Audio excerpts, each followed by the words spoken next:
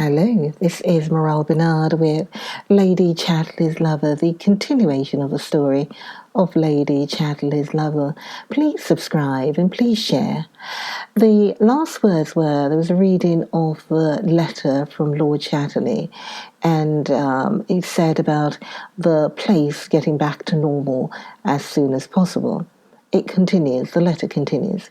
Meanwhile, my dear Connie, if you would enjoy to stay in Venice or in Switzerland till the beginning of August, I should be glad to think you were out of all this buzz of nastiness, which will have died quite away by the end of the month. So you see, we are in deep sea monsters, and when the lobster walks on mud, he stirs it up for everybody. We must perforce take it philosophically. The irritation and the lack of any sympathy in any direction of Clifford's letter had a bad effect on Connie, but she understood it better when she received the following from Mellors.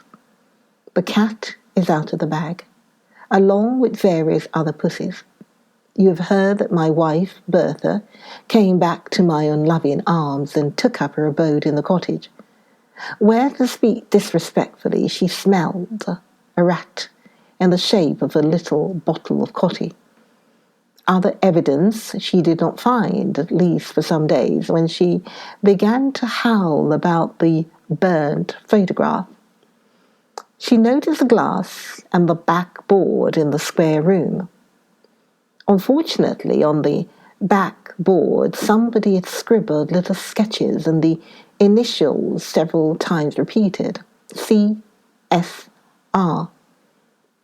This, however, afforded no clue until she broke into the hut and found one of your books, an autobiography of the actress Judith, with your name, Constance Stewart Reed, on the front page. After this, for some days, she went round loudly saying that my paramour was no less a person than Lady Chatterley herself. The news came at last to the rector, Mr. Burroughs, and to Sir Clifford. They then proceeded to take legal steps against my lady, who for her part disappeared, having always had a mortal fear of the police.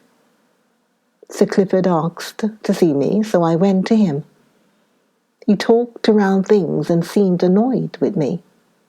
Then he asked if I knew that even her ladyship's name had been mentioned. I said I never listened to scandal and was surprised to hear this bit from Sir Clifford himself. He said of course it was a great insult, and I told him there was Queen Mary on a calendar in the scullery, no doubt because Her Majesty formed part of my harem. But he didn't appreciate the sarcasm. He as good as told me I was a disreputable character, also walked about with my breeches buttons undone, and I as good as told him he'd nothing to unbutton anyhow, so he gave me the sack. And I leave on Saturday week, and the place thereof shall know me no more. I shall go to London, and my old landlady, Mrs. Inger, 17 Coburg Square, will either give me a room or will find one for me. Be sure your sins will find you out, especially if you're married and her name's Bertha. There was not a word about herself or to her. Connie resented this. He might have said some few words of consolation or reassurance, but she knew he was leaving her free to go back to Rugby and to Clifford. She resented that too.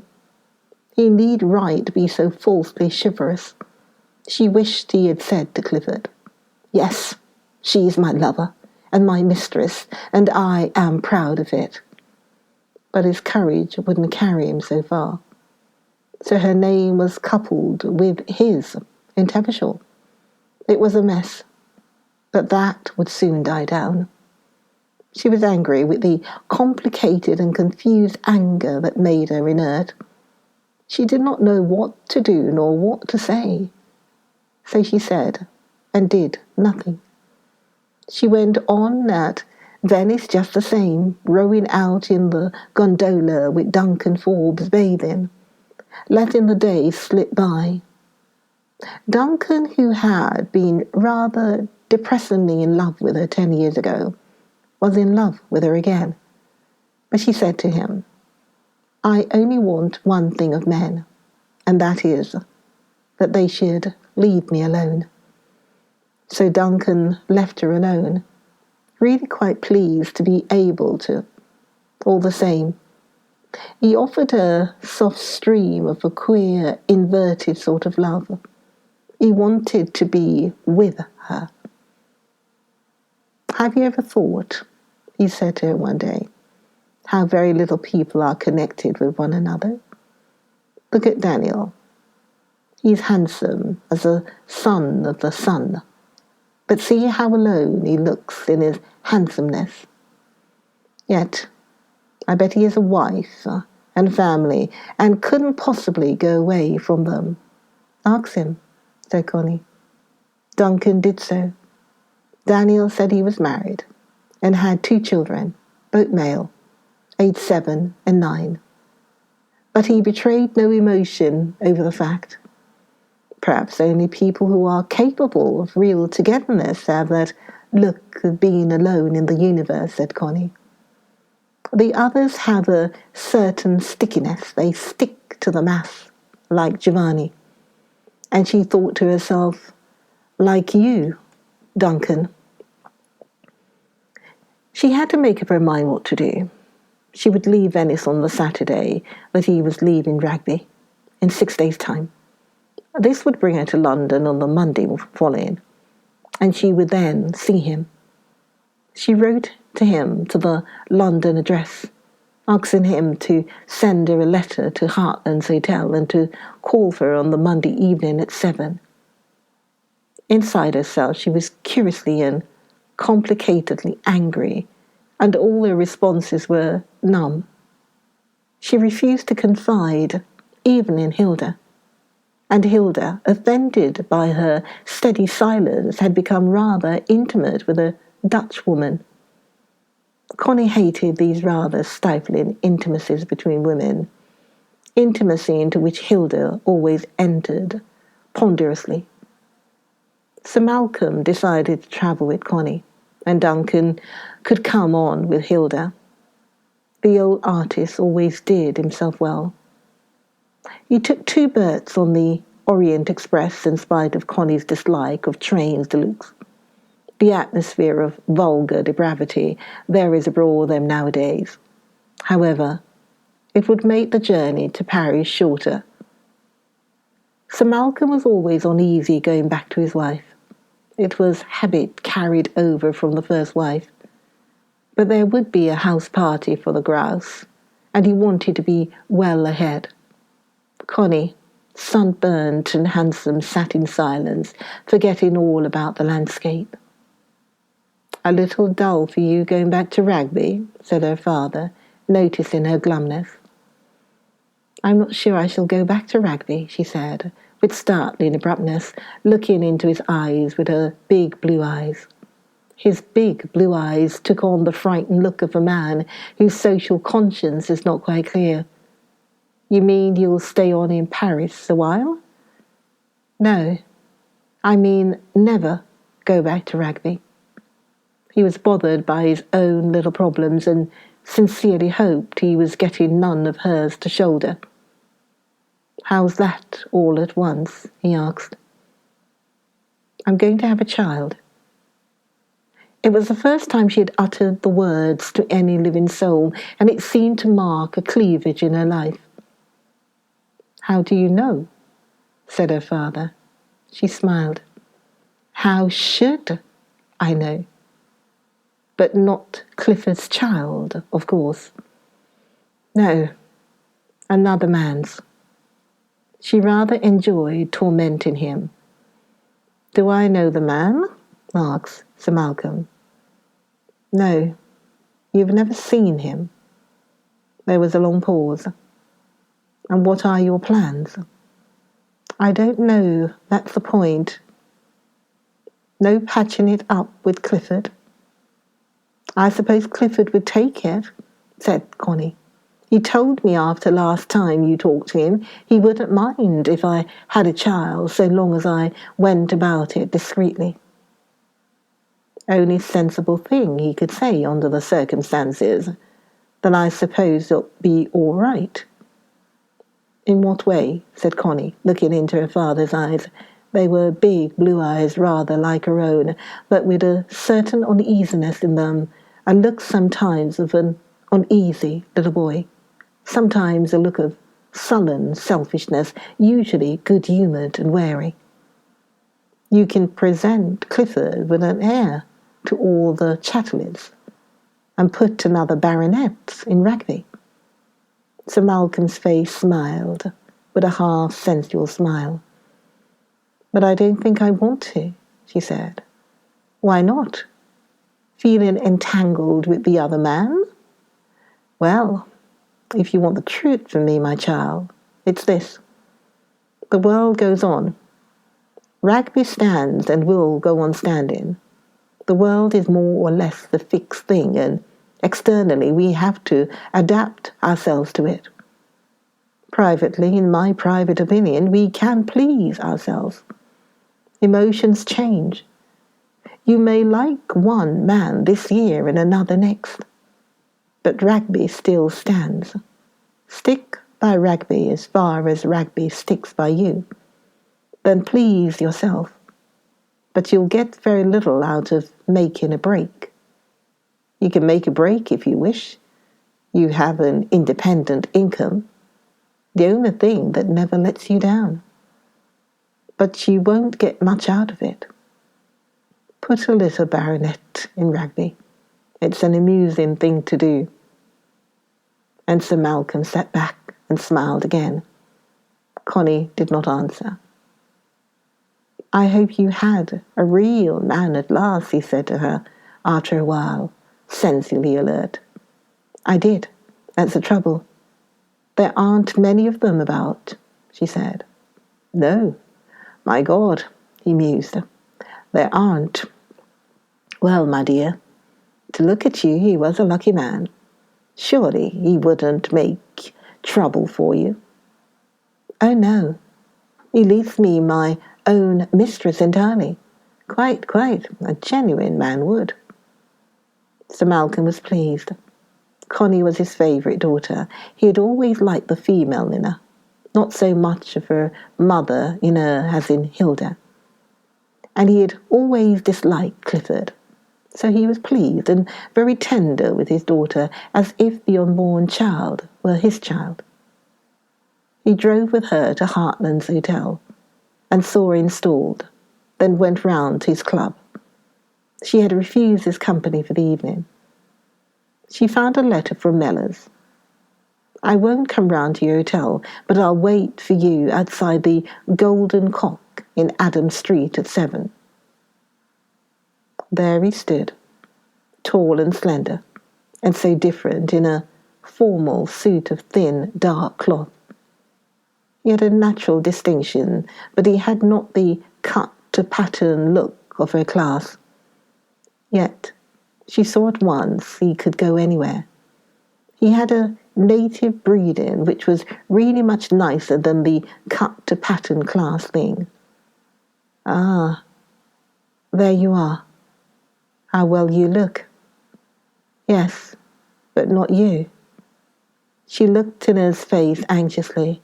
It was thin, and the cheekbones showed, but his eyes smiled at her, and she felt at home with him. There it was. Suddenly the tension of keeping up her appearances fell from her. Something flowed out of him physically that made her feel inwardly at ease and happy at home. With a woman's now alert instinct for happiness, she registered it at once.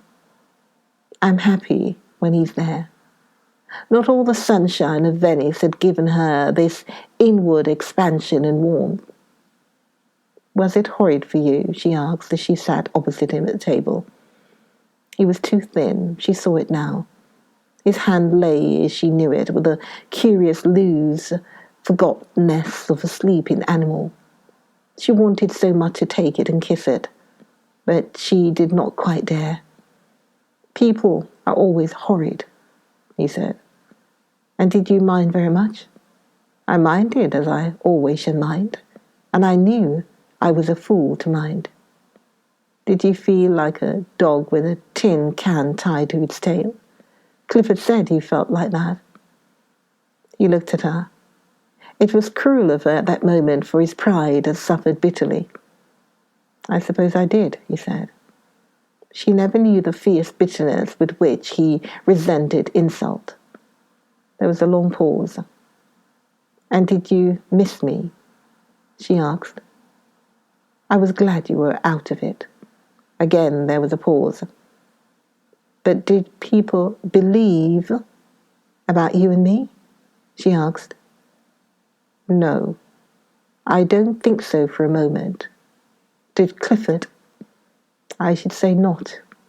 He put it off without thinking about it, but naturally it made him want to see the last of me." "I'm going to have a child."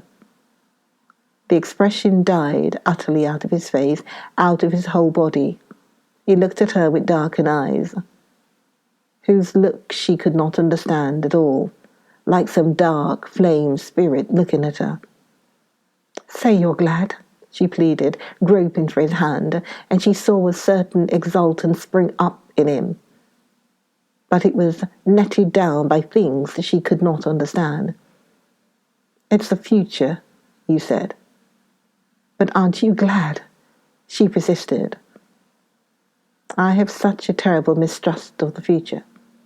But you needn't be troubled by any responsibility. Clifford would have it as his own. He'd be glad." She saw him go pale and recoil under this. He did not answer. "Shall I go back to Clifford and put a little baronet into Rugby?" she asked. He looked at her, pale and very remote. The ugly little grin flickered on his face. "You wouldn't have to tell him who the father was." "Oh," he said, "you'd take it even then if I wanted him to." He thought for a time. "Aye," he said at last to himself, "I suppose he would." There was silence. A big gulf was between them. "But you don't want me to go back to Clifford, do you?" she asked him. "What do you want yourself?" he replied.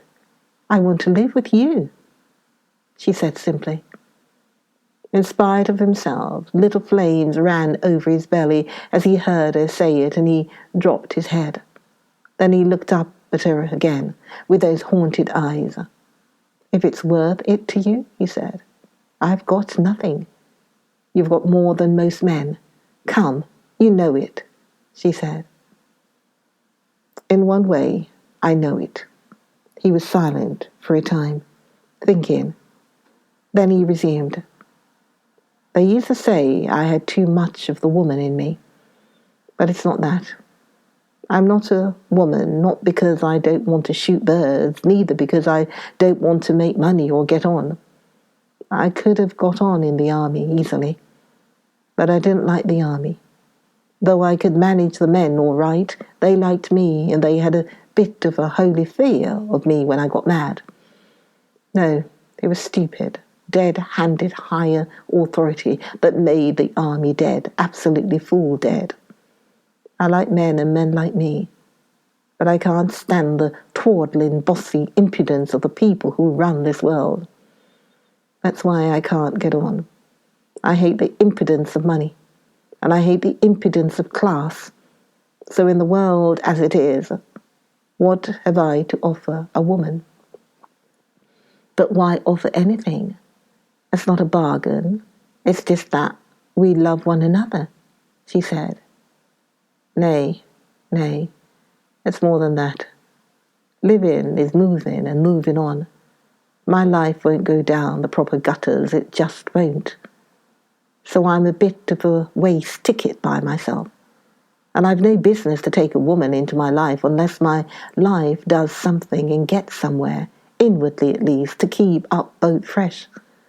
A man must offer a woman some meaning in his life. If it's going to be an isolated life, and if she's a genuine woman, I can't be just your male concubine." "Why not?" she said. "Why? Because I can't, and you would soon hate it."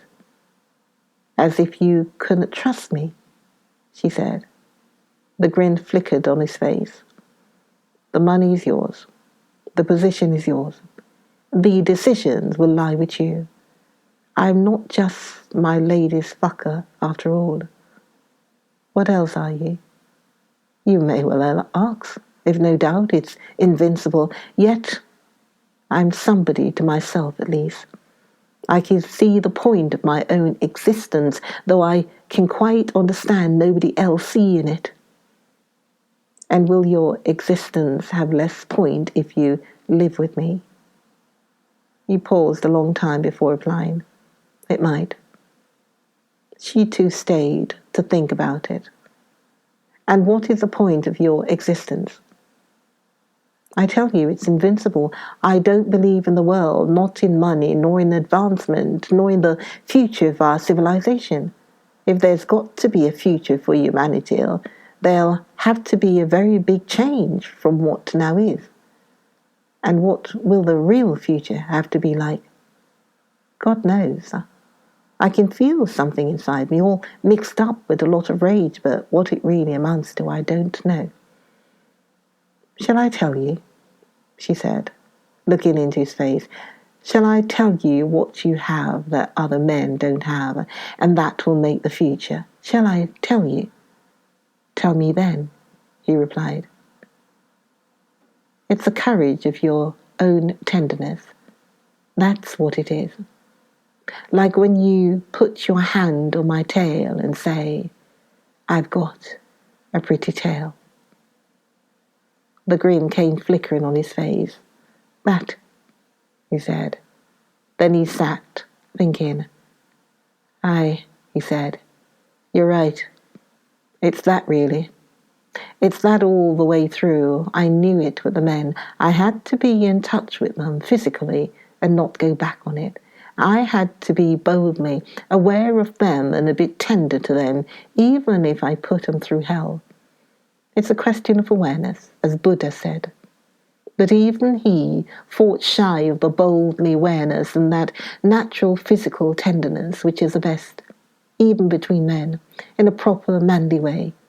Makes them really manly, not so monkeyish. Aye, it's tenderness, really. It's cunt awareness. Sex is really only touch, the closest of all touch, and it's touch we're afraid of. We're only half conscious and half alive. We've got to come alive and aware. Especially the English have got to get in touch with one another, a bit delicate and a bit tender. It's a crying need." She looked at him. "And why are you afraid of me?" she said. He looked at her a long time before he answered. "It's the money, really, and the position. It's the world in you." Join me for the next video of Lady Chatterley's Lover. Join me, and please subscribe and share. Join me in the next video of Lady Chatterley's Lover with me, Morel.